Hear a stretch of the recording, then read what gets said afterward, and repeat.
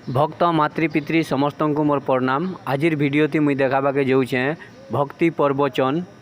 आपन मैंने सुनबे, जदि आपन मैंने पसंद लगवा लाइक गुटे करबे, सब्सक्राइब करबे। गीता भागवत के अर्जीबा के पढ़वा, निजे अर्जीबा के पढ़वा, से गीता भागवत है तोराबा अर्जीबा के पढ़वा।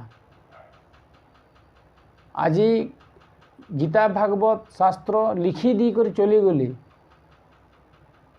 सेने फल नहीं फले। से गीता भागवत आम पढ़ले आमर फलटा नहीं फले। निजे गीता भागवत अर्जन करवा पड़वा, अर्जीबा के पढ़वा। है अर्जिलाटा है आमके तोराबा। आज ई शरीर जदि कहला, शरीर जदि ईश्वर कहला अंतर्जामी मुई लगी, तो अंतर्जामी जदि ई शरीर समस्त शरीर जदि विराजमान ही करो छे, तो निजे जदि ये शरीर करी कर जदि आम नहीं कर देखामा, तार इच्छा ने तार क्रियाकर्म जदि नहीं करमा, तो हमको अंतर्जामी दया करबे जान नहीं करे। आज जदि आम लुकर सिनेमा देखमा, तो लुकटा बुझमा। निजे गुटे आम जदि सिनेमा बनामा और है सिनेमार मत जदि आम चलमा, आमु जदि नीति नियम के निजे जदि आम जानमा जे इटा नीति लगे इटा नियम लगे, तो है नीति नियम में चलले आमुर अंतर्जामी आमको शुद्ध न अशुद्ध से राइट चिन्ह मारवा है कि नहीं। आज लोक लिखी दिया गीता भागवत के जदि आम पढ़मा, केने काना लिखी दी सेटा के पढ़मा, तो हेटा आमर ने मुक्ति नहीं आसे। आज धर्मपंथा धर्म तो एक बोली समस्ते जानुचे, तो एक धर्म है निजर धर्म है श्रेष्ठ होगा, अन्य धर्म तो श्रेष्ठ हो नहीं पारे। निजे जान क्रियाकर्म कर्मा। आज धर्म पालन करिजिमा। आज जदि आम अतिथि के जदि सेवा नहीं करूँ, तो धर्म पालन नहीं है, हेटा है निज धर्म। आज जदि दुखी के जदि आम सुख देवा के नहीं चाहूँ, तो धर्म हेबा है धर्म हम पालन करवा लगवा, सुख दिया धर्म पालन करवा लगवा। काके गाली देवार आगे तार मनर कथा जानवा के पड़वा। तार पीछे जदि आम गाली देमा, तो से गाली फायदा देवा। नहीं जानी बुझी कर जदि ताके आम गाली देमा, तो हम तार दुखी भी हम है ना। तो मानुष के गाली देवार आगे भी कहबार आगे भी 100 बार सोचबा लगवा। कारण अंतर्जामी बोलिकर कहला, अंतर्जामी तो कहार ठाने नहीं न, के मत पीछे तार ठाने पीछे जगत भगत सबको ठाने रहेला।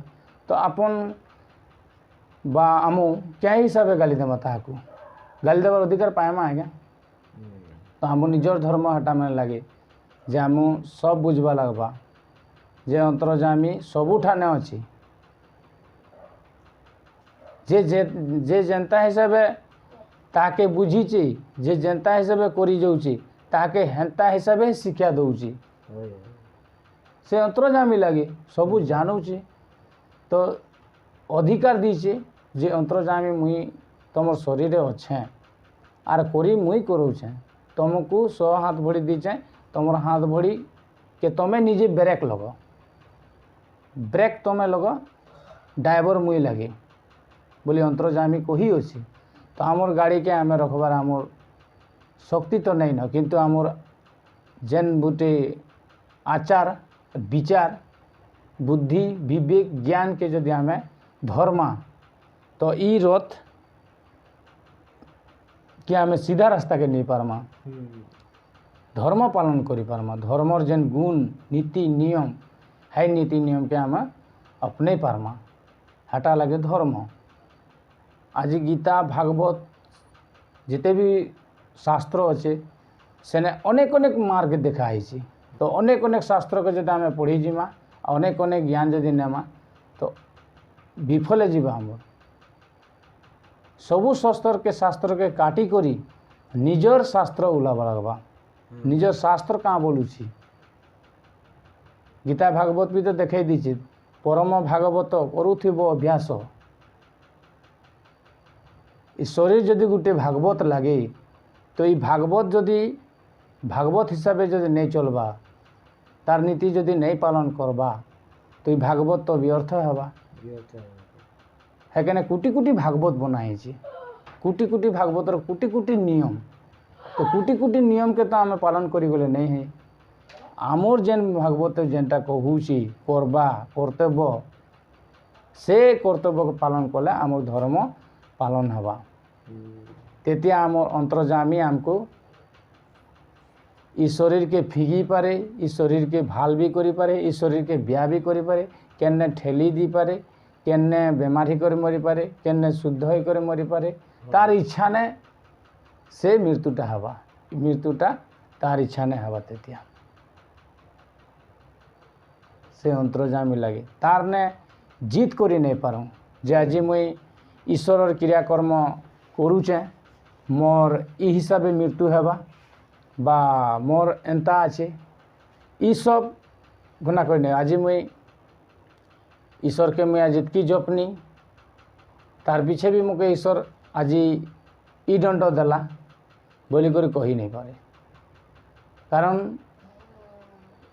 केन शरीर दुख पहुँचे और केन शरीर सुख पहुँचे से अंतर्जामी ही अच्छे है ना, अन्य लोग रही नहीं पारे।